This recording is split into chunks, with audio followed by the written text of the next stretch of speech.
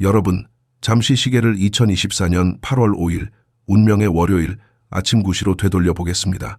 기억하십니까? 그날 아침 여러분의 스마트폰 화면을 붉게 물들였던 그 공포의 숫자들을 말입니다. 서울 여의도 증권가부터 도쿄의 가부토초까지 아시아 전역의 금융시장은 마치 지옥의 문이 열린 것처럼 비명을 지르고 있었습니다. 그날은 제3차 세계대전이 발발한 것도 아니었습니다.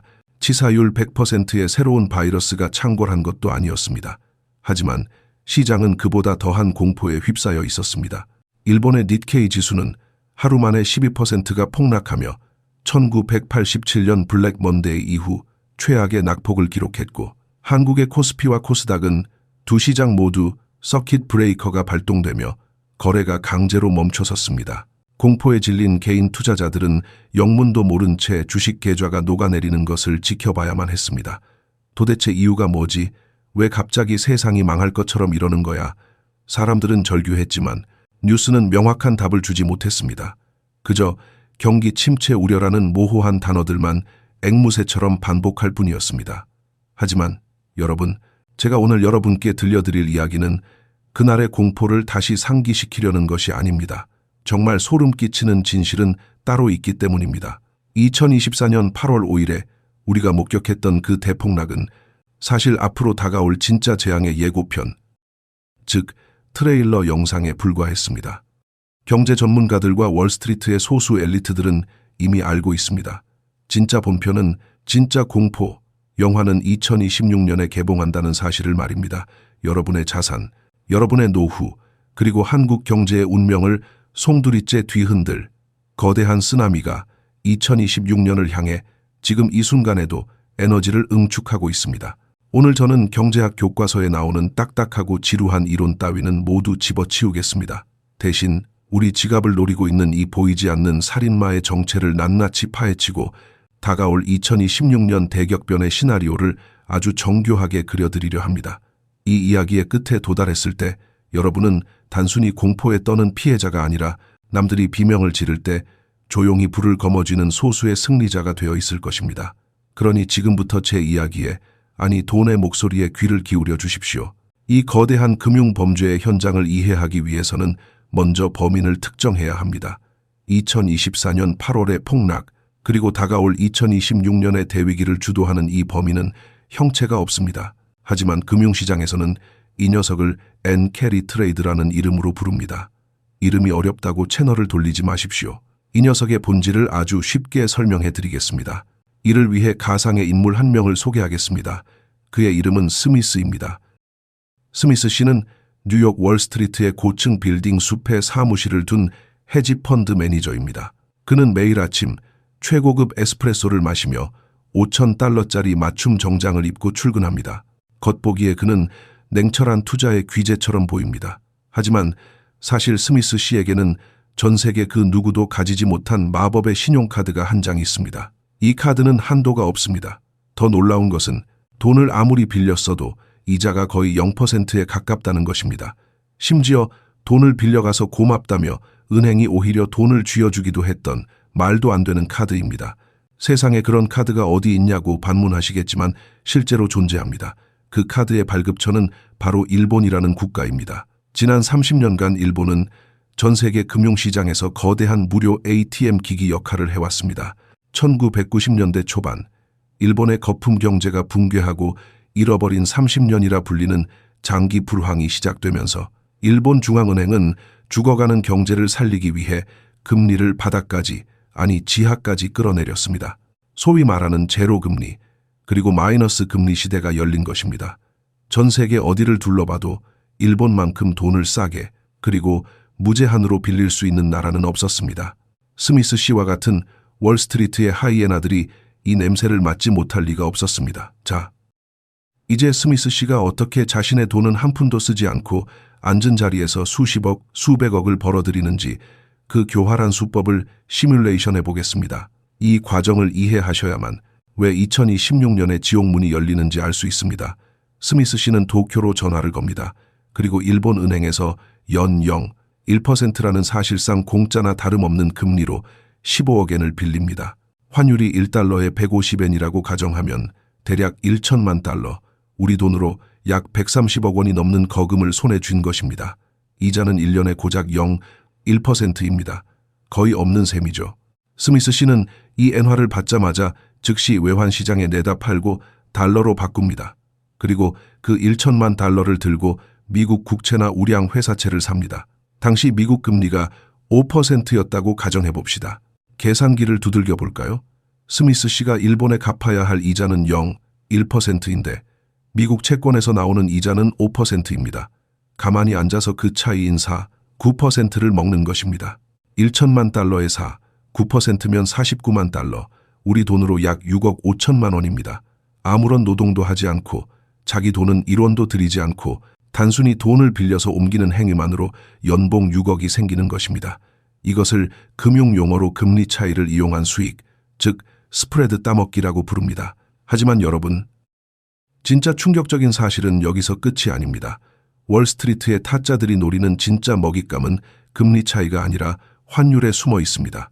스미스 씨 같은 사람들이 너도 나도 엔화를 빌려서 시장에 팔아치우고 달러를 사들이면 어떻게 될까요? 수요와 공급의 법칙에 따라 시장에 엔화가 넘쳐나니 엔화 가치는 떨어지고 달러 가치는 치솟는 슈퍼엔저 현상이 벌어집니다. 처음에 돈을 빌릴 때는 1달러에 150엔이었습니다. 그런데 1년 뒤 엔화가 더 폭락해서 1달러에 160엔이 됐다고 칩시다. 자, 이제 스미스 씨가 돈을 갚을 시간입니다. 빌린 원금 15억 엔을 갚으려면 다시 달러를 팔고 엔화를 사야 합니다. 옛날엔 1천만 달러가 필요했지만 이제 환율이 160엔이 됐으니 약 937만 달러만 있어도 15억 엔을 만들 수 있습니다. 이게 무슨 소리냐고요? 갚아야 할 원금 자체가 달러 기준으로 63만 달러, 약 8억 원이나 줄어든 것입니다. 결과를 정산해 보겠습니다. 이자, 장사로 49만 달러를 챙겼습니다. 그리고 환율이 변해서 갚을 빚이 줄어드는 바람에 환차익으로 63만 달러를 또 챙겼습니다. 합쳐서 112만 달러입니다. 자기 돈 한 푼 안 들이고 1년 만에 앉은 자리에서 15억 원을 번 것입니다. 이것이 바로 엔캐리 트레이드의 사기적인 더블 딥 수익 구조입니다. 이자와 환차익, 두 마리 토끼를 다 잡는 완벽한 승리 공식인 셈입니다. 게다가 헤지펀드들은 이걸 자기 자본의 10배, 20배까지 레버리지, 즉 빚을 더 끌어다 써서 베팅합니다. 수익이 15억이 아니라 150억, 300억이 되는 건 순식간입니다. 투자의 신이라 불리는 워런 버핏조차 최근 몇 년간 일본 종합상사 주식을 살 때 달러가 아닌 엔화 채권을 발행해서 샀다는 사실 알고 계셨습니까? 버핏조차 애용할 정도로 엔캐리 트레이드는 지난 수십 년간 글로벌 금융시장에서 가장 확실하고 강력한 돈 복사기였습니다. 그러나 여러분, 세상에 영원한 공짜 점심은 없는 법입니다. 너무나 달콤했던 이 돈 복사기가 과열되다 못해 폭발하기 일보 직전입니다. 월스트리트의 스미스 씨들이 샴페인을 터뜨리며 파티를 즐기는 동안 바다 건너 일본에서는 거대한 지각 변동이 시작되고 있었습니다. 그리고 2026년 이 모든 파티를 강제로 종료시킬 역사적인 사건이 우리를 기다리고 있습니다. 스미스 씨에게 닥칠 비극은 단순히 그 혼자만의 파산으로 끝나지 않을 것입니다. 그가 살기 위해 던지는 매물폭탄이 바로 여러분의 삼성전자, 여러분의 아파트, 그리고 여러분의 퇴직연금 계좌 위로 떨어질 것이기 때문입니다.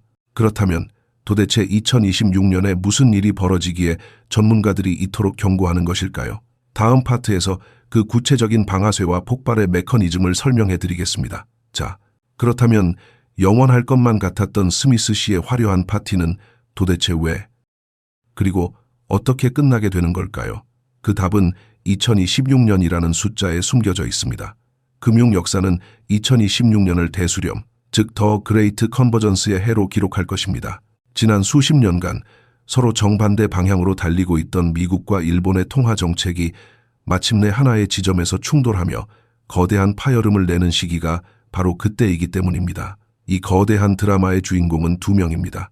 한 명은 세계 경제의 대통령이라 불리는 미국 연방준비제도 의장 제롬 파월이고, 다른 한 명은 오랫동안 침묵을 지켜온 일본은행 총재 우에다 가즈오입니다.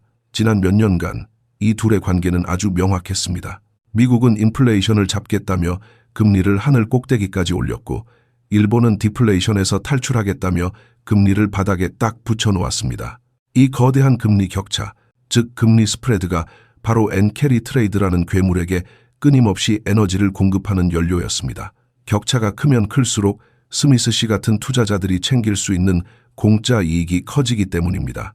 그런데 지금 판이 완전히 뒤집히고 있습니다. 2026년을 기점으로 이 거대한 흐름이 역류하기 시작할 것입니다. 먼저 일본을 살펴보겠습니다. 잃어버린 30년 동안 물가가 오르지 않던 나라, 아니 오히려 물가가 떨어져서 문제였던 나라 일본에 드디어 인플레이션이라는 낯선 손님이 찾아왔습니다. 도쿄, 시내 편의점의 도시락 가격이 오르고 지하철 요금이 오르고 무엇보다 사람들의 임금이 오르기 시작했습니다. 이것은 정말로 역사적인 사건입니다. 실제로 올해 일본의 노사 임금 협상인 춘투 결과를 보면 임금 인상률이 5%를 넘어서며 33년 만에 최고치를 기록했습니다. 일본 기업들이 드디어 직원들의 월급을 대폭 올려주기 시작했다는 뜻입니다. 월급이 오르면 사람들은 돈을 더 쓰게 되고 소비가 늘어나면 물가는 더 오르게 됩니다. 이것을 경제학 용어로 임금과 물가의 상승 소용돌이라고 부릅니다. 일본은행 총재 우에다 가즈오의 입장이 되어 봅시다. 그는 지금 진퇴양난에 빠져 있습니다. 지금까지는 경기를 살리기 위해 돈을 풀었지만 이제는 물가가 미쳐 날뛰는 것을 막기 위해 돈줄을 죄어야 할 판입니다. 만약 금리를 올리지 않고 계속 제로 금리를 유지한다면 어떤 일이 벌어질까요? 엔화 가치는 휴지 조각이 될 것이고 수입 물가는 폭등하여 일본 국민들의 삶은 피폐해질 것입니다.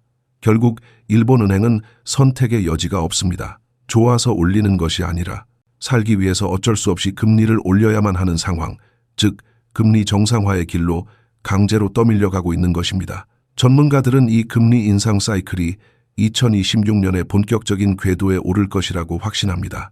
반면 바다 건너 미국은 정반대의 상황을 맞이하고 있습니다.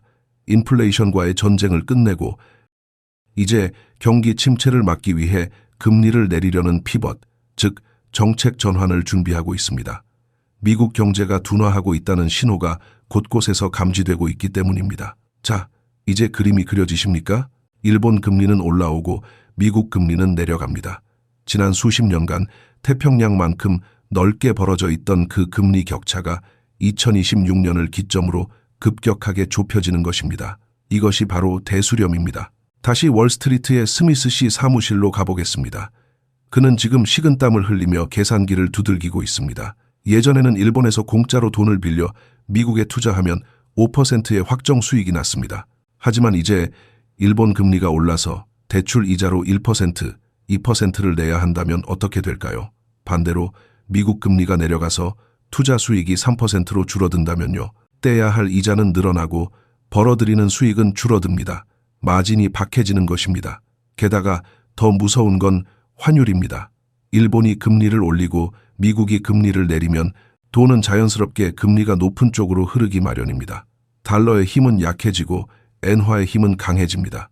스미스 씨 입장에서는 수익은 쥐꼬리만 해지는데 환율 변동으로 인한 원금 손실 위험은 눈덩이처럼 커지는 최악의 상황이 도래하는 것입니다.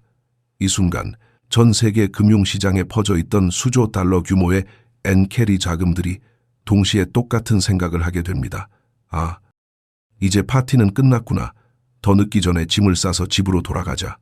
일본 엔화를 빌려서 전 세계 자산 시장에 뿌려놓았던 그 막대한 돈들이 마치 썰물처럼 빠져나가 일본으로 역류하기 시작하는 것입니다. 이것을 금융용어로 언와인딩, 즉 청산이라고 부릅니다. 문제는 이 청산 과정이 질서정연하게 일어나지 않는다는 점입니다. 좁은 비상구로 수만 명이 동시에 뛰쳐나가는 아비규환의 상황이 벌어집니다.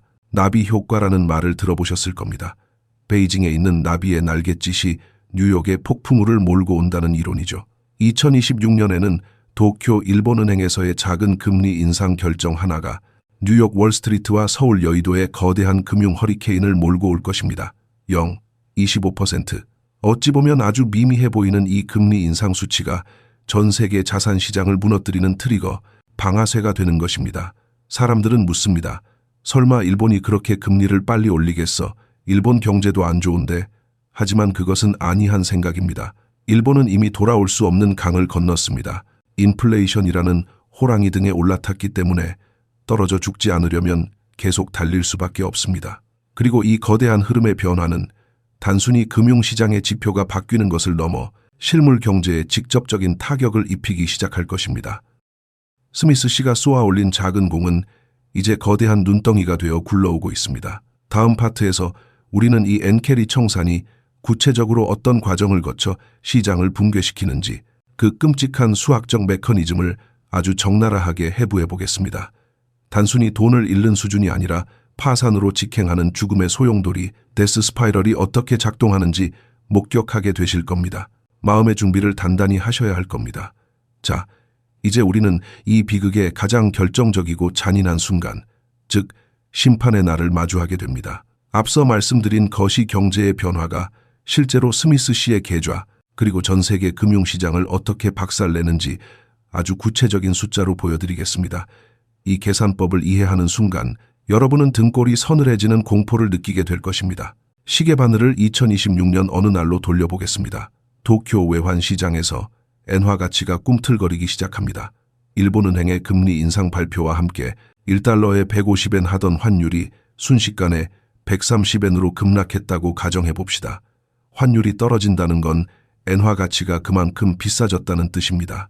뉴스를 보는 일반인들에게는 그저 숫자가 조금 바뀐 것에 불과해 보일지 모릅니다. 하지만 15억엔 빚을 지고 있는 스미스 씨에게 이 숫자의 변화는 사형 선고나 다름없습니다. 계산기를 다시 꺼내보겠습니다. 스미스 씨가 처음에 빌린 돈은 15억 엔이었습니다. 당시 환율 150엔을 적용하면 달러 빚으로는 1천만 달러였습니다. 스미스 씨는 이 돈을 굴려 1년 동안 이자 수익으로 약 50만 달러 정도를 벌 생각에 들떠 있었습니다. 그런데 환율이 130엔이 된 순간 재앙이 닥칩니다. 그가 갚아야 할 원금 15억엔은 그대로지만 이것을 달러로 환산하면 이야기가 완전히 달라집니다. 15억 나누기 130을 하면 갚아야 할 돈이 약 1,154만 달러가 됩니다. 빌릴 때는 1천만 달러였는데 갚을 때는 1,154만 달러가 된 것입니다. 아무것도 하지 않았는데 단지 환율이 변했다는 이유만으로 빚이 154만 달러, 우리 돈으로 약 20억 원 넘게 불어난 것입니다. 스미스 씨가 1년 내내 머리 굴려서 벌려고 했던 이자 수익이 고작 50만 달러였습니다. 그런데 환차 손으로만 그 3배가 넘는 154만 달러가 날아간 것입니다. 수익은커녕 원금까지 까먹는 치명적인 손실입니다. 그동안 벌어놓은 모든 수익이 단 며칠 만에 증발하는 것은 물론이고 회사의 자본금까지 위협받는 상황이 됩니다. 이때 스미스 씨의 사무실 전화벨이 울립니다. 새벽 3시 지옥에서 걸려온 전화, 바로 마진콜입니다. 증권사 리스크관리팀의 목소리는 냉정합니다. 스미스 씨, 담보 비율이 유지 증거금 아래로 떨어졌습니다. 당장 200만 달러를 현금으로 입금하십시오. 그렇지 않으면 당신 계좌에 있는 모든 자산을 시장가로 강제 처분하겠습니다. 이것이 바로 반대매매입니다. 하지만 스미스 씨에게 지금 현금이 있을 리가 없습니다. 모든 돈은 미국 주식과 채권, 그리고 비트코인에 들어가 있으니까요. 결국 스미스 씨는 울며 겨자 먹기로 자신이 들고 있던 자산들을 팔아치워야 합니다. 내가 팔고 싶을 때 파는 것이 아닙니다. 시스템이 기계적으로 무조건 어떤 가격이든 상관없이 시장에 던져버리는 것입니다. 진짜 공포는 여기서부터 시작됩니다. 스미스 씨 혼자 망하면 상관없는데 문제는 월스트리트의 모든 트레이더가 똑같은 짓을 하고 있었다는 점입니다. 수천 수만 명의 스미스 씨가 동시에 마진콜을 받습니다. 그들은 빚을 갚기 위해 가장 먼저 무엇을 할까요? 유동성이 좋은 자산부터 팔아치웁니다. 미국 국채를 팔고 애플과 엔비디아 주식을 팔고 비트코인을 팝니다. 매물이 쏟아지니 자산 가격은 폭락합니다. 주가가 떨어지니 담보 가치는 더 떨어지고 증권사는 돈을 더 가져오라고 2차, 3차 마진콜을 보냅니다. 여기서 더 끔찍한 악순환이 발생합니다. 스미스 씨가 주식을 판 돈은 달러입니다. 하지만 그가 갚아야 할 빚은 엔화입니다. 그래서 그는 주식을 판 달러를 들고 외환시장으로 달려가서 미친 듯이 엔화를 사들입니다. 너도 나도 엔화를 사려고 하니 엔화 가격은 더 오릅니다. 환율이 130엔에서 120엔, 110엔으로 더 곤두박질 칩니다. 엔화가 비싸지니 갚아야 할 빚은 더 늘어납니다. 빚이 늘어나니 주식을 더 많이 팔아야 합니다. 주식을 더 파니 주가는 더 폭락하고 엔화는 더 오릅니다. 이것이 바로 금융시장이 가장 두려워하는 죽음의 소용돌이 데스 스파이럴입니다. 지난 2024년 8월 5일 니케이 지수가 하루 만에 12% 폭락하고 코스피가 멈춰섰던 이유가 정확히 이 메커니즘 때문이었습니다. 당시에는 다행히 일본은행이 깜짝 놀라서 금리 인상 안 하겠다고 한 발 물러서면서 사태가 진정되었습니다. 하지만 2026년은 다를 것입니다. 그때는 물가 때문에 물러설 곳이 없기 때문입니다. 이 죽음의 소용돌이가 한번 시작되면 그 파괴력은 핵폭탄급이 될 것입니다. 전 세계 자산 시장에서 돈이 썰물처럼 빠져나가고 주식, 부동산, 코인 할 것 없이 모든 자산 가격이 동반 추락하는 대공황급 시나리오가 현실화될 수 있습니다. 우리는 흔히 내 통장에 찍힌 숫자가 안전하게 고정된 내 돈이라고 믿습니다. 하지만 지금 이 순간에도 전 세계 금융의 바다 밑바닥에서는 보이지 않는 거대한 지각 변동이 일어나고 있습니다. 겉보기엔 평온한 바다지만 그 심해에서는 엔캐리 청산이라는 이름의 슈퍼 태풍이 에너지를 응축하고 있습니다. 이 파도가 한번 잘못 치면 뉴욕 월스트리트의 억만장자 헤지펀드 매니저부터 서울 강남의 아파트를 갭 투자로 산 김 사장님, 그리고 여의도에서 점심을 먹으며 스마트폰으로 주식창을 보는 김 대리까지 예외 없이 휩쓸려 나갑니다. 2026년은 바로 이 유동성 파티가 끝나고 청구서가 날아오는 해가 될 것입니다. 지금까지 우리 시장을 떠받치던 든든한 형님 같았던 엔화 자금이 갑자기 빚 독촉을 하는 저승사자로 돌변할 수 있다는 이야기입니다. 그렇다면 과연 이 거대한 파도는 태평양 건너 미국과 일본만의 이야기일까요? 천만의 말씀입니다. 수출로 먹고 사는 대한민국, 그리고 외국인 투자 비중이 높은 우리 주식시장은 이 파도의 가장 취약한 최전선에 서 있습니다. 어쩌면 미국보다 더 큰 충격을 받게 될지도 모릅니다. 다음 파트에서 이 엔캐리 청산이라는 쓰나미가 한국 경제, 그리고 여러분이 가지고 있는 삼성전자 주식과 아파트 가격에 구체적으로 어떤 충격을 줄지, 그리고 그 와중에도 돈을 벌 수 있는 기회는 어디에 숨어 있는지 냉정하게 분석해드리겠습니다. 자, 이제 시선을 태평양 건너 남의 나라 이야기에서 우리 안방 대한민국으로 돌려보겠습니다. 혹시 지금 이 이야기를 들으면서 에이, 설마 미국이나 일본에서 터진 일이 한국까지 그렇게 크게 영향을 주겠어라고 생각하며 팝콘을 뜯고 계신 분이 있다면 당장 그 팝콘을 내려놓으셔야 합니다. 냉정하게 말해서 엔캐리 트레이드 청산이라는 쓰나미가 몰려올 때 한국 경제는 방파제가 튼튼한 안전지대가 아니라 가장 먼저 휩쓸려 나갈 수 있는 모래성 같은 처지이기 때문입니다. 대한민국 주식시장, 코스피와 코스닥은 전 세계 투자자들에게 글로벌 ATM 2호점 취급을 받기 십상입니다. 우리 시장은 외국인 자금에 대한 의존도가 극도로 높고 자본시장 개방도가 높아서 돈을 넣기도 쉽지만 빼가기도 너무나 쉽습니다. 1997년 IMF 외환 위기를 기억하십니까? 그때 대한민국이 무너진 결정적인 이유는 기업들이 못나서가 아니었습니다. 외국인들이 한꺼번에 돈을 빼내가자 나라 곳간의 달러가 바닥났고 흑자 부도가 났던 것입니다. 외국인 투자자들 입장에서 한국 주식은 위기 상황에서 가장 먼저 팔아서 현금화하기 좋은 자산 중 하나입니다. 상황을 시뮬레이션 해보겠습니다. 2026년 엔화 가치가 급등하고 일본 금리가 오르기 시작하면 엔화를 빌려 한국 주식에 투자했던 외국계 헤지펀드들은 발등에 불이 떨어집니다. 그들은 일본에 갚아야 할 빚을 마련하기 위해 당장 팔 수 있는 것부터 찾습니다. 그때 그들의 눈에 들어오는 것이 바로 삼성전자, SK하이닉스 같은 한국의 우량주들입니다. 거래량도 많고 언제든지 팔 수 있으니까요. 외국인이 한국 주식을 대거 팔아치우면 주가는 폭락합니다.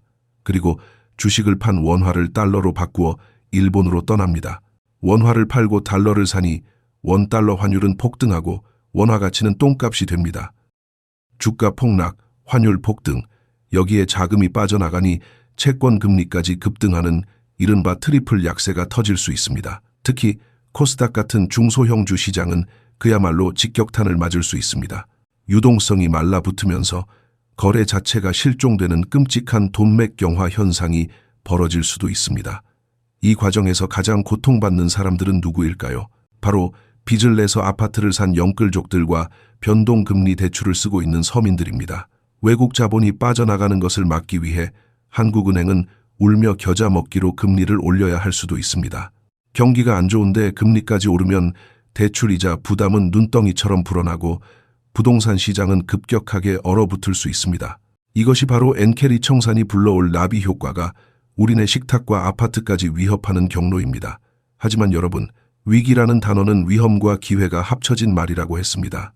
이 거대한 소용돌이 속에서도 누군가는 피눈물을 흘리겠지만 누군가는 쾌재를 부르며 엄청난 기회를 잡게 됩니다. 주식시장에는 절대적인 악재란 없습니다.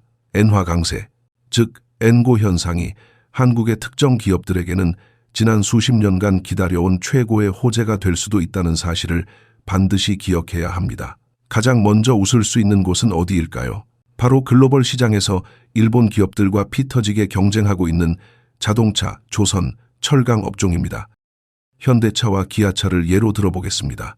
지난 몇 년간 현대차가 아무리 디자인을 잘 뽑고 차를 잘 만들어도 해외 시장에서 도요타나 혼다와 경쟁할 때 힘겨운 싸움을 해야 했습니다. 이유는 단순했습니다. 엔화가 너무 쌌기 때문입니다. 일본 기업들은 엔저를 등에 업고 자동차 가격을 싸게 책정할 수 있었고 막대한 마케팅 비용을 쏟아부을 수 있었습니다. 소위 환율 버프를 받고 싸운 셈입니다. 그런데 엔화 가치가 오르면 상황은 180도 달라집니다. 일본 자동차 기업들은 수출 가격을 올릴 수밖에 없습니다. 미국이나 유럽 소비자들이 매장에 갔을 때 도요타 캠리 가격이 많이 올랐네. 성능은 비슷한데 가격이 더 합리적인 현대 소나타나 기아 스포티지를 사야겠다고 마음을 돌리게 되는 것입니다. 이것은 현대차와 기아차의 영업이익과 시장 점유율이 획기적으로 늘어나는 계기가 됩니다. 실제로 과거 역사를 봐도 엔고 시기마다 한국 자동차 주가는 기록적인 상승세를 보였습니다. 조선업도 마찬가지입니다. 한국의 HD 현대중공업이나 한화오션 같은 조선사들은 일본 조선사들과 수주 경쟁을 벌입니다. 엔화가 비싸지면 일본 조선소의 배 건조 가격이 비싸집니다. 당연히 전 세계 선주들은 한국 조선소로 몰려올 것입니다. 철강 업종인 포스코 역시 일본산 저가 철강 공세가 줄어들면서 반사이익을 누릴 수 있습니다. 이처럼 2026년 엔화의 귀환은 누군가에게는 끔찍한 위기지만 수출 중심의 대한민국 제조업, 특히 일본과 경합도가 높은 산업군에게는 잃어버린 가격 경쟁력을 되찾고 실적 퀀텀 점프를 이뤄낼 일생일대의 찬스가 될 수도 있습니다. 반대로 울상을 짓게 될 곳들도 명확합니다. 일본에서 부품이나 소재, 장비를 수입해서 쓰는 기업들은 비상이 걸릴 것입니다. 수입 단가가 비싸지니 마진이 확 줄어들 테니까요. 또한 일본 여행을 계획했던 분들도 충격을 받을 겁니다. 100엔에 800원 하던 환율이 1, 0원, 1, 100원이 되면 여행 경비가 30% 이상 뛰는 셈이니까요. 싼 맛에 가던 일본 여행의 메리트가 사라지는 것입니다. 결국 중요한 것은 이 파도가 덮칠 때 멍하니 서 있다가 휩쓸려 갈 것이냐, 아니면 미리 서핑보드를 준비해서 그 파도 위에 올라탈 것이냐는 겁니다. 위기는 준비된 자에게는 기회라는 뻔한 말이 2026년에는 여러분의 계좌잔고를 결정하는 가장 잔인한 진리가 될 것입니다. 그렇다면 우리 같은 개인 투자자들은 당장 내일 아침부터 무엇을 해야 할까요? 뉴스 앵커의 말만 믿고 있을 수는 없지 않습니까? 마지막 파트에서 여러분의 소중한 자산을 지키고 오히려 이 위기를 이용해 자산을 불리기 위해 지금 당장 확인해야 할 구체적인 행동 지침, 서바이벌 키트를 선물해 드리겠습니다. 이 두 가지 지표만 매일 체크하셔도 여러분은 남들보다 10년은 앞서가는 투자를 하실 수 있을 겁니다. 자, 긴 이야기의 끝에 도달했습니다. 우리는 오늘 2024년 8월 5일의 악몽을 되짚어보고 보이지 않는 손 스미스 씨의 탐욕스러운 엔캐리 트레이드 수법을 파헤쳤으며 다가올 2026년 대격변의 시나리오까지 숨가쁘게 달려왔습니다. 엔캐리 트레이드, 그것은 지난 수십 년간 세계 경제의 혈관을 타고 흐르던 달콤한 마약이었습니다. 하지만 이제 약발이 떨어지고 고통스러운 금단 현상이 찾아올 시간이 다가오고 있습니다. 싸게 빌려서 비싸게 투자한다. 이 단순하고 강력했던 공식이 깨지는 순간 과연 우리는 어떤 파도를 마주하게 될까요? 지금 여러분의 포트폴리오는 이 거대한 변화에 대비되어 있으십니까? 혹시 아직도 설마 일본이 진짜 금리를 팍팍 올리겠어? 라고 안일하게 생각하고 계시지는 않으십니까? 역사는 항상 방심하는 자에게 가장 가혹한 법입니다. 2026년 엔화가 몰고 올 새로운 파도 앞에서 여러분은 아무런 준비 없이 휩쓸려가는 난파선이 되시겠습니까? 아니면 그 파도를 타고 더 높은 곳으로 올라가는 유능한 서퍼가 되시겠습니까? 그 운명을 가를 선택을 돕기 위해 오늘부터 당장 여러분이 실천해야 할 구체적인 행동, 지침, 이름하여 2026 생존 키트를 드리겠습니다. 이제 아침에 일어나서 습관적으로 미국 나스닥 지수가 올랐는지 내렸는지만 확인하지 마십시오. 진짜 고수들은 남들이 보지 않는 숫자를 봅니다. 여러분의 자산을 지키기 위해 반드시 체크해야 할 두 가지 생명선이 있습니다. 첫째, 매일 아침 N달러 환율 USD JPY의 움직임을 체크하십시오. 단순히 숫자가 얼마인지를 보는 게 중요한 게 아닙니다. 진짜 중요한 건 속도입니다. 환율이 매일 0, 1엔, 0, 2엔씩 천천히 움직이는 건 아무런 문제가 되지 않습니다. 시장은 그 정도 변화에는 충분히 적응할 수 있습니다. 하지만 어느 날 갑자기 엔화 가치가 급등하며 환율 그래프가 수직으로 꽂히는 날이 올 것입니다. 예를 들어 145엔 하던 환율이 며칠 만에 135엔, 130엔으로 폭포수처럼 떨어지는 상황 말입니다. 이건 단순한 등락이 아닙니다. 어딘가에서 거대한 자금이 짐을 싸서 일본으로 급하게 도망가고 있다는 가장 확실한 신호입니다. 월스트리트의 스미스 씨들이 비명을 지르며 투매를 하고 있다는 증거죠. 그날은 주식 매수 버튼을 누르기 전에 한 번 더 생각하셔야 합니다. 아니, 오히려 가지고 있는 주식을 현금화해서 태풍을 피할 준비를 해야 할 때일지도 모릅니다. 네이버 금융이나 investing.com 앱 하나만 깔아도 1초면 확인할 수 있는 이 단순한 그래프가 여러분의 전 재산을 지키는 방패가 될 것입니다. 둘째, 일본 10년물 국채금리를 주시하십시오. 이것은 금융시장이라는 깊은 갱도 속에 들어있는 카나리아와 같습니다. 광부들은 갱도에 가스가 차면 가장 먼저 죽는 카나리아를 보고 탈출합니다. 금융시장에서는 일본 국채금리가 바로 그 역할을 합니다. 일본은행은 그동안 이 국채금리가 일정 수준 이상 오르지 못하게 인위적으로 억누르고 있었습니다. 댐으로 물을 막고 있었던 셈이죠. 그런데 이 금리가 심리적 저항선을 뚫고 치솟는다는 건 일본은행이 더 이상 댐을 막을 수 없거나 댐 수문을 열어버렸다는 뜻입니다. 이것은 엔캐리 트레이드 청산이 본격화된다는 사이렌 소리입니다. 일본 국채금리가 급등하면 전 세계 채권 금리가 따라오르고 이는 곧 주식시장의 밸류에이션을 무너뜨리는 직격탄이 됩니다. 이 신호가 울리면 절대 시장과 싸우지 말고 일단 엎드려야 합니다. 소나기는 피하고 보는 것이 상책이기 때문입니다. 마지막으로 가장 중요한 마음가짐에 대해 말씀드리겠습니다. 바로 현금은 왕이다. 캐시 이즈 킹이라는 격언을 가슴에 새기십시오. 많은 분들이 현금을 그냥 들고 있으면 인플레이션 때문에 손해라고 생각합니다. 그래서 뭐라도 사야 한다는 강박관념, 즉 포모 증후군에 시달립니다. 하지만 다가올 2026년과 같은 대격변의 시기에는 현금 그 자체가 최고의 투자 종목이 됩니다. 엔캐리 청산이 시작되면 주식, 코인, 부동산 등 모든 자산이 무차별적으로 폭락하는 투매 장세가 펼쳐질 것입니다.